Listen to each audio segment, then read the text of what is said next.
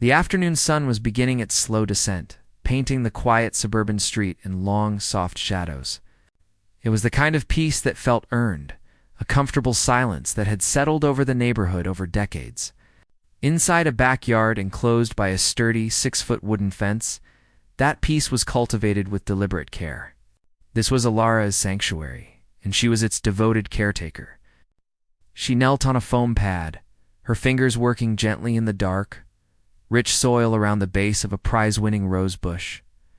The air smelled of damp earth, sweet blooms, and the faint, clean scent of freshly cut grass from a lawn to houses down. For Alara, this garden was more than a hobby. It was a conversation with the earth, a daily ritual that anchored her life in a world that had often been anything but calm. Her movements were precise and economical. She had been tending this garden for over 30 years, and every plant, every stone in the small path, every carefully placed ornament was a memory, a testament to her patience. The fence that surrounded it was not just a barrier, it was a statement. It spoke of a desire for privacy, a need to carve out a small piece of the world that was entirely her own. A small, tasteful sign on the side gate, its letters weathered but still clear, read simply, "Private property." It wasn't a warning delivered with anger, but a fact stated with quiet finality. Alara valued her solitude. Neighbors knew her as the woman who kept to herself, offering a polite nod from across the street but never lingering for long chats. She was a mystery, a pleasant but distant figure whose life seemed to exist entirely behind that wooden fence. They didn't know that the calm she projected was a hard-won state, a peace she had fought for and now protected fiercely. This particular afternoon, the tranquility was so thick you could almost feel it. The only sounds were the gentle hum of bees flitting from flower to flower in the distant, happy shouts of children playing in a nearby yard. It was a sound Alara usually found pleasant, a reminder of the life and energy of the community she chose to observe from a distance. But today, the shouts were growing louder, more insistent. They were accompanied by a sharp, repetitive thwacking sound, a soccer ball being kicked against a fence. With each impact, Alara felt a small jolt, a disturbance in the force field of her sanctuary. She tried to ignore it, focusing on the intricate root system of her favorite rose, a deep crimson variety she had cultivated herself. But the noise was relentless, chaotic rhythm that clashed with the serene symphony of her garden. Then came the high-pitched shriek, not of joy, but of frustration. "I told you to be careful with that ball." The voice was sharp, cutting through the air like a knife. It belonged to Brenda, the woman who had moved into the house directly behind Alara's just 2 months ago. In that short time, Brenda had made her presence known to the entire street. Her voice was a constant feature of the neighborhood.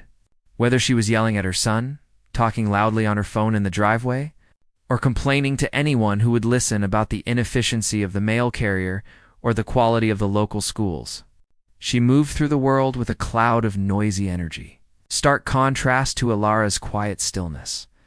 Alara sighed softly, pulling her gardening gloves off and placing them neatly beside her trowel. She knew what was coming. It was almost inevitable. A moment later, a soccer ball, black and white with a neon green stripe, soared over the top of the 6-foot fence. It landed with a soft thud in the middle of her pristine lawn, leaving a small indentation in the perfectly manicured grass. Alara just looked at it, a familiar wariness settling over her. She had seen this movie before. She would wait.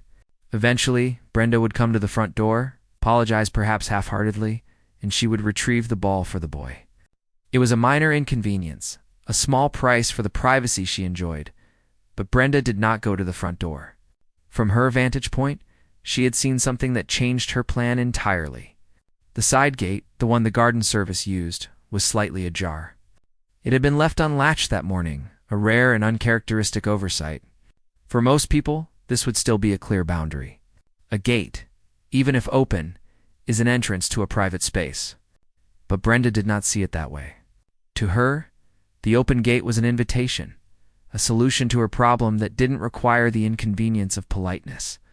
Why should she have to walk all the way around to the front door and wait for this quiet, strange woman to answer? The ball was right there. The gate was open. It was simple. She grabbed her son's hand.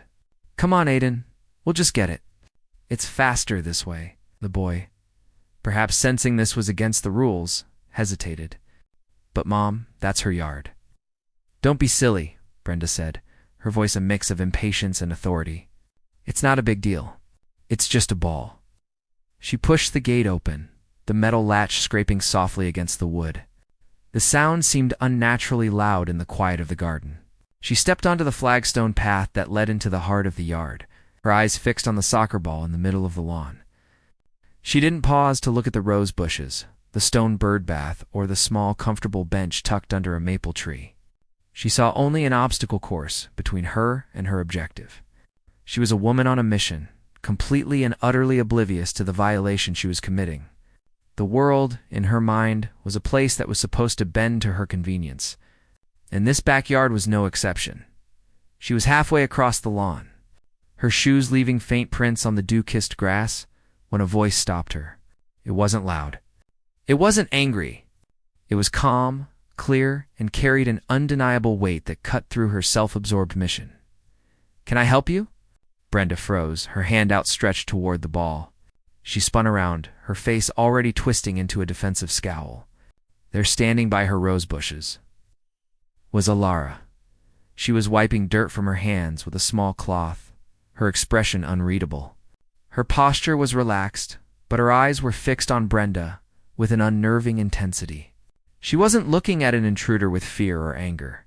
She was looking at a problem that needed to be addressed. For a split second, Brenda felt a flicker of something she rarely experienced: uncertainty. But it was quickly extinguished by the hot flame of her entitlement. She had been caught, but in her mind, she had done nothing wrong. The problem wasn't her trespassing. It was this woman's unreasonable expectation of privacy. She straightened up, ready for a fight, completely unaware that she had just stepped into a world far more complex and dangerous than she could ever imagine. The calm, clear voice seemed to hang in the air, a stark contrast to the chaotic energy Brenda had brought into the sanctuary. For a moment, Brenda was frozen, her hand still reaching for the soccer ball. Her mind, a whirlwind of justifications and excuses, struggled to process the simple, direct question. She had expected fear, or perhaps stammering annoyance. She had not expected this quiet, almost clinical inquiry. It was as if she were a specimen under a microscope, being examined by a scientist who had seen 1,000 of her kind before.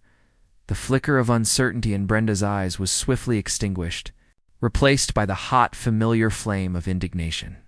How dare this woman? How dare she act so composed, so in control, when Brenda was the one who had been wronged? Her son's ball was here. Her time was being wasted. This entire situation was an inconvenience, and in Brenda's world, inconveniences were always someone else's fault. She spun around fully, her face twisting into a scowl that she believed was intimidating. She let her hand drop from the ball and planted it firmly on her hip, a classic pose of confrontation. "Yes, you can," she snapped, her voice sharp and loud, shattering the garden's peace. "My son's ball is in your yard. Your gate was open, so I came to get it. You should really keep your property secured if you don't want visitors." The words tumbled out, a prepackaged defense designed to shift blame immediately. She wasn't trespassing. She was simply responding to a security failure on Alara's part. It was a logic that made perfect sense to her, a self-serving rationale that had gotten her out of many minor scrapes in the past. Alara didn't flinch at the tone. She simply finished wiping the dirt from her hands, folded the small cloth neatly, and placed it on the edge of a stone planter. Her movements were slow and deliberate, a stark counterpoint to Brenda's agitated energy. She looked past Brenda, her gaze falling on the little boy Aiden, who was hovering by the now open gate. He looked uncomfortable, his eyes darting from his mother to the strange woman in the garden. He sensed, as children often do, that his mother was crossing a line. "The gate being opened by mistake does not constitute an invitation," Alara said, her voice still level and calm. It was the kind of statement that was so factually correct it was infuriating. There was no emotion to latch onto, no anger to feed off of. "The ball is over there," she continued, gesturing with her trowel toward the center of the lawn. "Please retrieve it and exit the way you came." The dismissal in Elira's tone was absolute. It wasn't a suggestion. It was a command wrapped in the language of politeness, and it hit Brenda like a physical blow. She was used to getting a reaction. People usually got flustered, apologized profusely, or argued back with equal heat. This quiet, unmovable authority was something new, and it infuriated her. She felt a surge of rage, a primal need to break through this woman's composure, to force her to engage on the same emotional, messy level. "You know what? You have a serious attitude problem," Brenda sneered, her voice dripping with condescension. She marched over to the ball, her steps heavy and angry, deliberately trampling a patch of clover that Elira had carefully nurtured. "People like you are what make this neighborhood unfriendly. I was just trying to be a good mother, and you're acting like I committed a crime." She snatched the ball from the grass, clutching it to her chest like a trophy. She was no longer just a mother retrieving a toy. She was a warrior fighting against the cold, unfriendly world. Aiden shuffled his feet, looking down at the ground. "Mom, can we just go home?" he mumbled, his voice small. "Not yet, Aiden," Brenda said, her eyes locked on Elira. She felt she had to win this, to have the last word. It was a compulsion, a need to establish dominance. "You think you're so special, hiding behind your fence? You don't know anything about being part of a community." Elira watched her, her expression unchanged. She had seen this performance countless times in various forms throughout her life. The bluster, the deflection, the attempt to cast oneself as the victim. It was a tired, predictable script. She saw a woman who was deeply insecure, who used aggression as a shield, who genuinely believed the world should rearrange itself for her convenience. There was no malice in Elira's assessment, only a kind of weary recognition. It was like watching a storm you'd seen 100 times before. You knew the noise, the fury, and you knew it would eventually pass. Leaving damage in its wake, Brenda, desperate for a reaction she wasn't getting, decided to deliver her final blow. She stomped back toward the gate, the ball tucked under her arm. At the gateway, she paused and turned, her face a mask of self-righteous fury. She wanted to say something that would hurt, something that would linger. "You'll be hearing from me about this," she declared, her voice trembling with a mixture of rage and what she thought was power. She held Elira's gaze for a long moment, expecting to see a flicker of fear, of worry, but she saw nothing of the sort. Elira simply watched her, her eyes clear and steady. There was no fear. There was no anger. There was just a quiet, unnerving stillness. It was more disconcerting than any shouted retort could have been. Feeling somehow defeated despite her parting shot, Brenda turned and pushed her son through the gate. She pulled it shut with a loud bang, the sound of the latch echoing like a gunshot in the restored silence. Her footsteps faded as she marched across her own lawn, her angry mutters carrying on the still air. Elira stood alone in her garden for a long time. The silence returned, but it was different now. It was no longer a pure, undisturbed peace. It was a silence that had been violated, a quiet that now held the memory of the intrusion. She walked slowly over to the patch of clover Brenda had stomped on. She knelt down and gently touched the crushed leaves with her fingertips. It was a small thing, a meaningless act of vandalism, but it was symbolic. It was an act of disrespect. She looked toward the gate, her mind turning over the encounter. She knew, with a certainty that came from years of experience, that this was not over. Brenda's type did not let things go.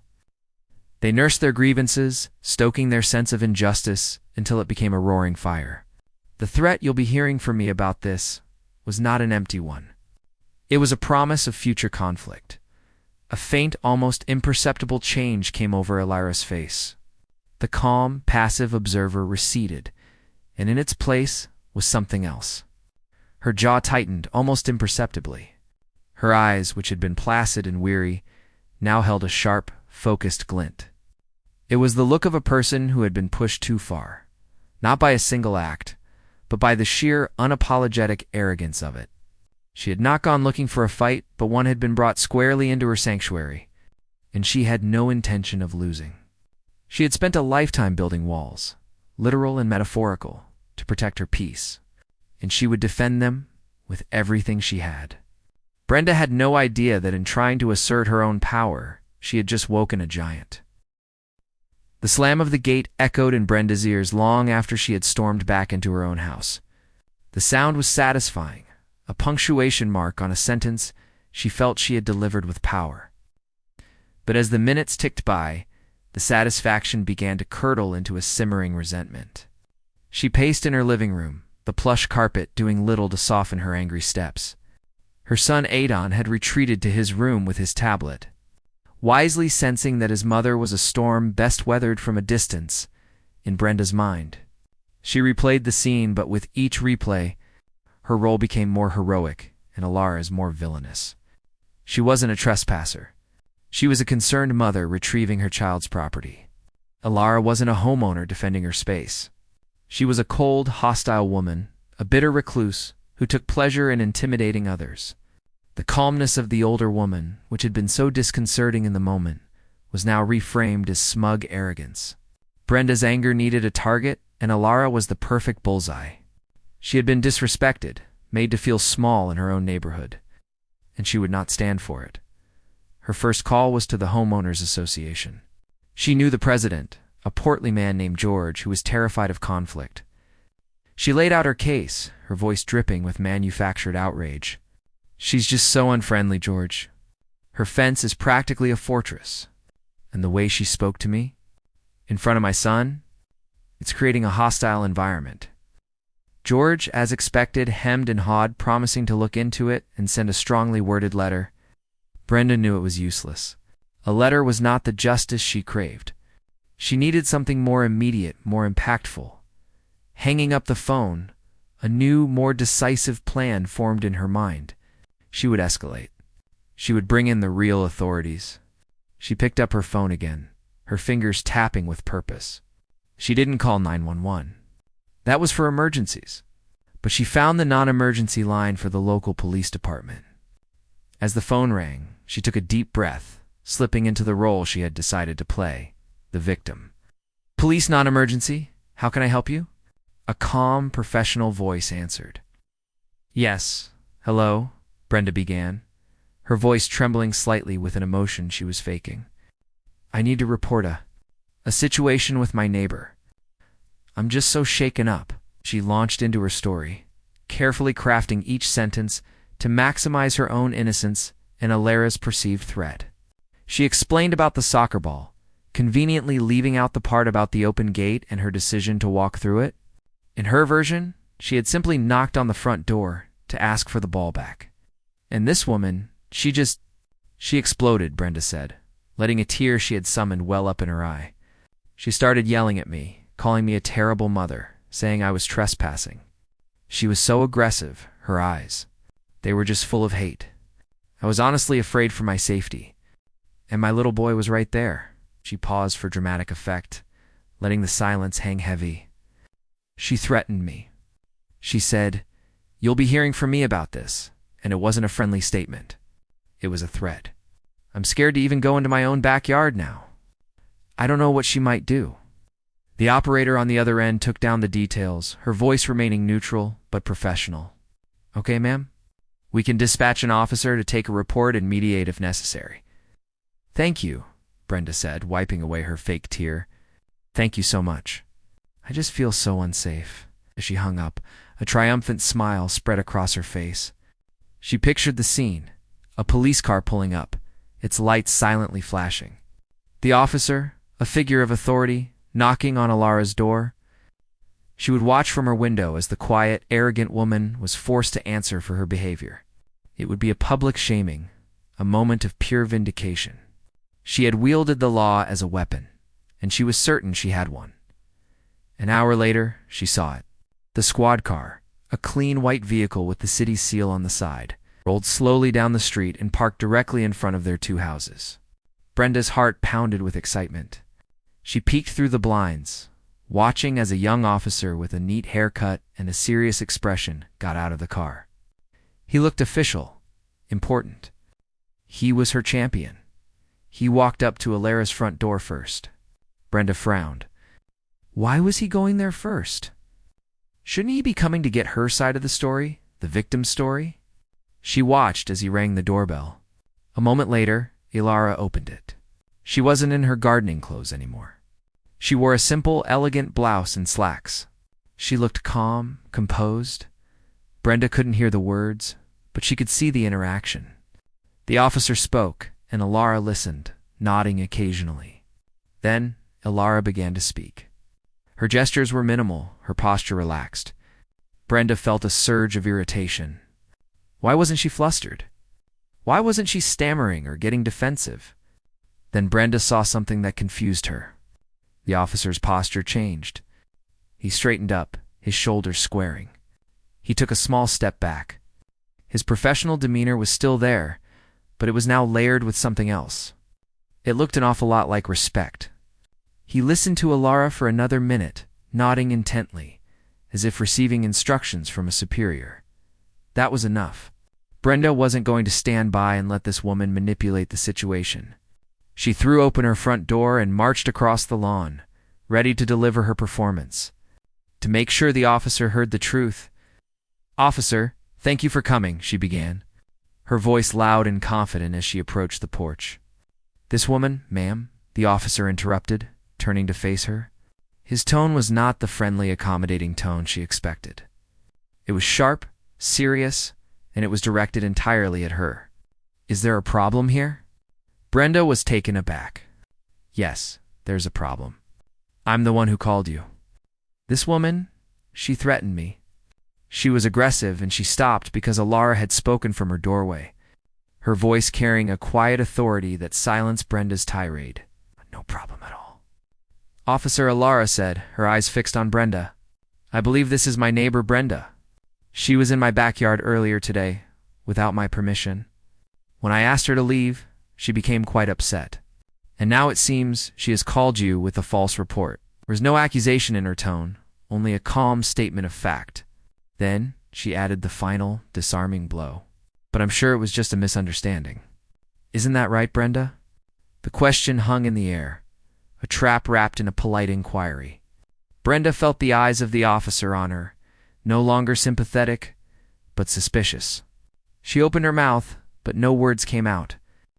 All her carefully crafted lies, her performance as the frightened victim, evaporated under the cool, steady gaze of the two people on the porch.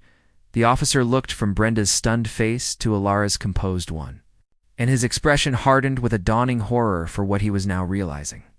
He had been sent on a fool's errand, a pawn in a petty neighborhood dispute. "Ma'am," he said, his voice low and clear, and he was speaking only to Brenda now. "I would advise you to be very careful about making false reports to the police department. It is a serious offense."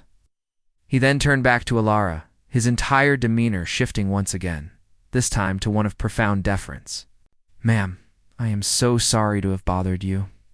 "We had no idea," he said the name, but Brenda didn't quite catch it. It was a name of respect, a name that carried weight. She just stood there, on the lawn that separated their two houses, the world she thought she understood tilting on its axis. The weapon she had wielded with such confidence had been turned against her, and she had no idea how. The quiet woman she had tried to bully was not who she seemed, and Brenda was suddenly, terrifyingly, aware that she had made a terrible miscalculation. The silence that followed Ilara's calm statement was heavier than any shout. Brenda stood frozen on the lawn, a statue of confusion and dawning horror. The officer whom she had summoned as her personal enforcer was now looking at her not with sympathy, but with a cold, professional suspicion. The power dynamic had shifted so violently and so quickly that Brenda felt a wave of vertigo, as if the ground beneath her feet had turned to water. She had been so sure of herself, so confident in her role as the wronged party. Now she was the one being interrogated, not with questions, but with a simple, devastating statement of fact. The officer took a step toward Brenda, his posture now one of authority rather than mediation. "Ma'am," he said, his voice low and serious, "I need you to stay here for a moment." He then turned back to Ilara, his entire demeanor transforming once again.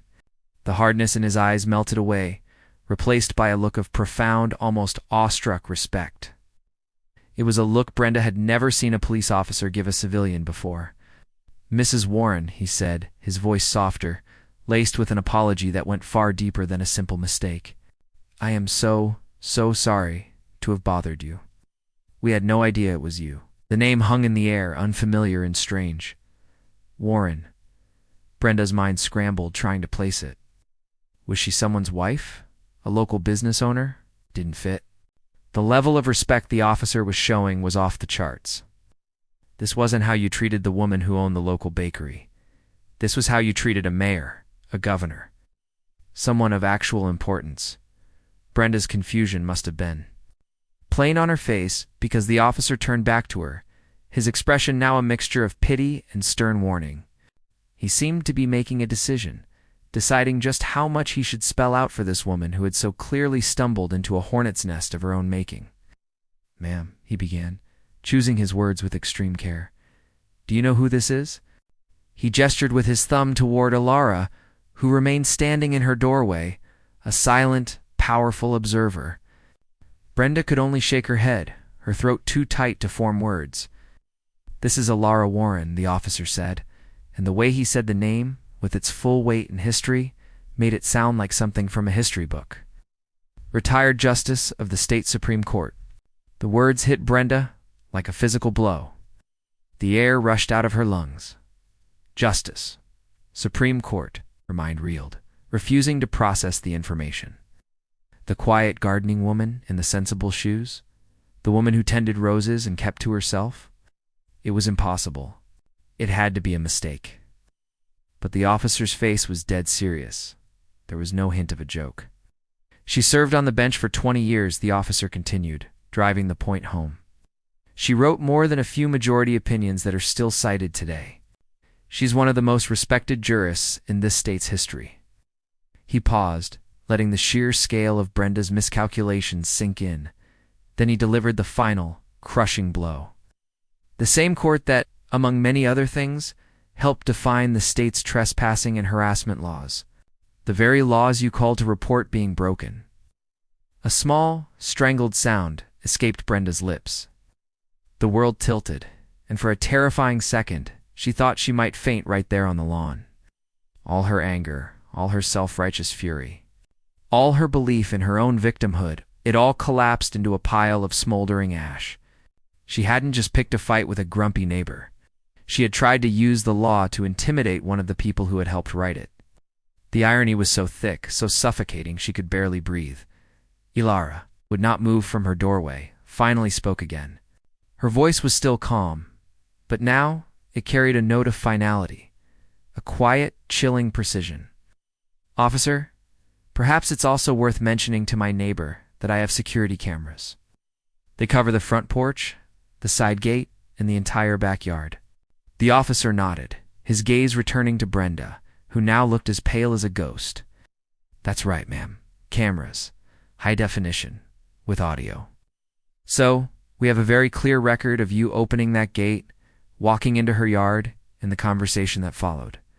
Your claim of being threatened is not only false, it's the exact opposite of what the evidence will show."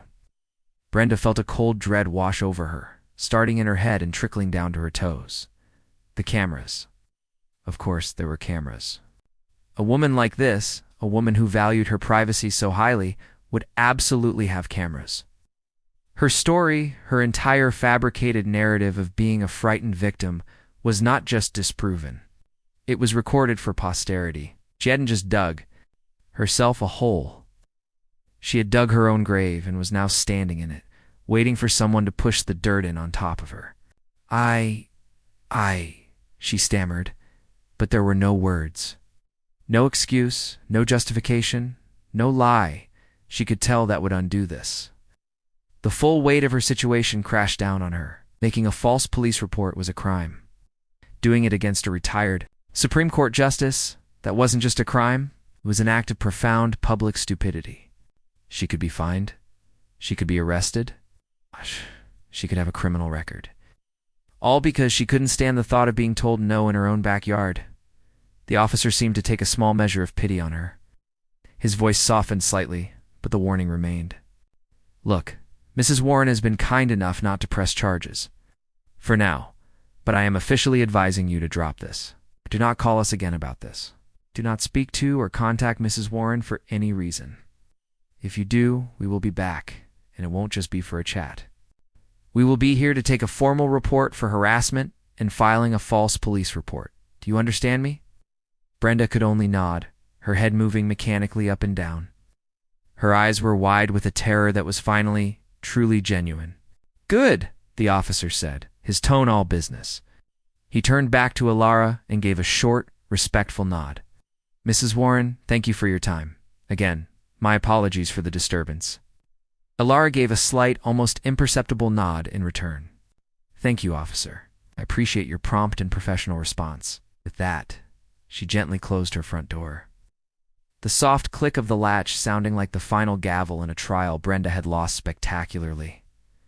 The officer walked back to his squad car, giving Brenda one last hard look before getting in. He didn't speed away or screech his tires. He just drove off, leaving behind a silence that was more deafening than any noise.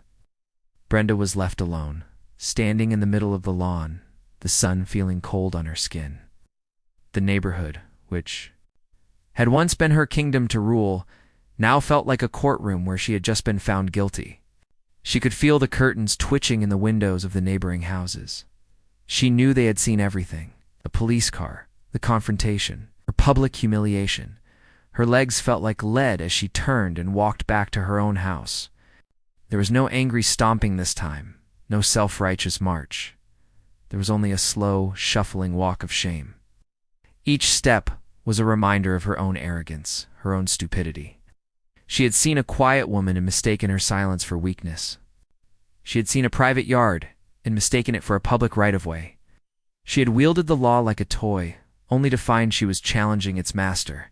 As she reached her own front door, she glanced back at Alara's house. It looked the same as it always did, quiet, neat, and unassuming. But now Brenda knew what was behind that door. It wasn't just a woman and her roses. It was a lifetime of authority, of intelligence, of power held in reserve. She hadn't just trespassed in a backyard. She had trespassed against a legacy. She had a terrible, sinking feeling that this was far from over. The quiet woman had won the battle without ever raising her voice. Brenda knew with a certainty that chilled her to the bone that she had just made an enemy for life. The squad car disappeared around the corner, leaving behind a silence so profound it felt like a physical presence.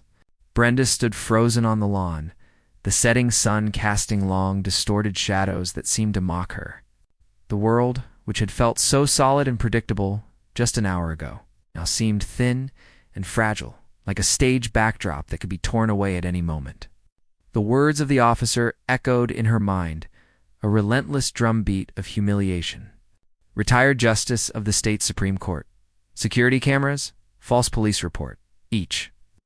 Phrase was a nail in the coffin of her self-respect. Her legs, which had carried her with such angry confidence earlier, now felt like lead. She turned, her movements stiff and robotic, and walked the short distance back to her own front door. She didn't storm. She didn't stomp. She just walked, a prisoner marching back to her cell. As she stepped inside, she slammed the door, not with the triumphant bang of before, but with the hollow thud of finality. She leaned against it, sliding down until she sat on the cool hardwood floor, her head in her hands. The house was quiet. Too quiet. The silence was no longer peaceful. It was accusatory. Every creak of the floorboards, every whistle of the wind outside, sounded like a whisper of her own stupidity. In the days that followed, Brenda's world shrank to the size of her own house. The loud, aggressive woman who had ruled the street from her driveway became a ghost. Her car stayed in the garage. Her blinds remained permanently drawn. She became a creature of the shadows, scurrying from room to room, peering through the slats in the blinds at a world that suddenly felt hostile and judgmental. She saw neighbors talking to each other across the street, and she was convinced they were talking about her. She saw them wave at Elara's house, and a hot, bitter jealousy mixed with her fear. They were on the other side now. She was alone. Her son Aiden seemed to sense the shift in the atmosphere. He no longer asked to play in the backyard. He played quietly in his room, his world also shrinking in response to his mother's self-imposed exile. The incident had created a wall, not just between the two houses, but within her own home. She was trapped not by Ilara or the police, but by the weight of her own actions. She replayed the scene over and over, each time a fresh wave of shame washing over her. She had been so sure, so righteous. She had wielded her entitlement like a weapon, only to discover she was bringing a plastic toy to a gunfight. The power she thought she had was an illusion, and it had shattered the moment she met someone with real, quiet authority, while Brenda's house became a tomb of silence. Ilara's sanctuary blossomed into a different kind of peace. The immediate aftermath of the confrontation was a return to normalcy. She was back in her garden the next morning, her hands in the soil, her routine restored. But the world around her had subtly, irrevocably changed. The wall of anonymity she had so carefully constructed had been breached. Not by force, but by respect. A few days after the incident, her doorbell rang. It was an older couple from down the street, people she had only ever exchanged nods with. The woman held a freshly baked apple pie, the smell of cinnamon and baked apples wafting from the tin. "Ilara," the woman said, her voice warm and a little hesitant, "we just wanted to say thank you, and to apologize. We all knew Brenda was a problem, but no one wanted to be the one to say anything. We should have stood up to her sooner." Ilara accepted the pie with a small, genuine smile. "That's very kind of you, but there was nothing for you to do." It was the first of many such visits. Neighbors who had kept their distance now stopped to chat over the fence. They brought her tomatoes from their gardens, invited her to neighborhood cookouts, and shared local gossip with her as if she were a trusted friend. They had discovered that the quiet woman wasn't cold or unfriendly. She was just private. And now that they knew who she was, they saw her quietness not as a flaw, but as a mark of profound strength. The neighborhood, once cowed by Brenda's loud aggression, was now finding its voice, its community centering around the woman who had never asked for it. One afternoon, about a week after the police visit, Ilara was weeding her flower beds when she heard a soft thud from the lawn. She looked up. There, sitting in the middle of the grass, was the soccer ball. It wasn't the aggressive, trespassing object it had been before. It just sat there, a simple black and white sphere. Ilara stood up, brushing the dirt from her gloves, and looked toward the fence. She saw a small pair of eyes peek over the top, then quickly disappear. It was Aiden. He hadn't thrown it hard. He had just gently kicked it over, a silent, childlike gesture of, what? Peace. An apology? It was an offering from the only innocent party in the entire affair. Ilara walked over to the ball and picked it up. She felt no anger, no resentment. She just felt a sense of weary finality. The conflict was over. The lesson had been taught. She could have kept the ball, a small trophy of her victory. She could have thrown it back with a warning, but that wasn't her way. Her power had never been in escalation, but in resolution. She carried the ball to her front door, then walked across the lawn and placed it gently on Brenda's front porch. She didn't leave a note. She didn't knock. She simply returned the property and walked away. It was an act of grace, a quiet statement that the debt was paid. There was nothing more to be said. Back in the sanctuary of her backyard, Ilara sat on her bench under the maple tree. The garden was peaceful, the air filled with the scent of roses and the gentle hum of bees. The peace was different now, though. It was no longer the fragile peace of anonymity, a peace that could be so easily shattered. It was a robust peace, built on a foundation of mutual respect. It was the quiet that comes not from hiding, but from knowing your own strength and having no need to prove it. She glanced at the fence. At the gate that was now securely latched, the neighborhood was quiet again, but it was a healthy, living quiet. The storm had passed, and in its wake, it had washed the street clean. The loud, disruptive energy was gone, replaced by a gentle, respectful calm. Ilara had never wanted to be the neighborhood's matriarch, its quiet judge. But when the role had been forced upon her, she had handled it with the precision and grace of a lifetime. She had not gone looking for a fight, but she had ended one with a single, devastatingly calm conversation. And now her sanctuary was truly and finally her own.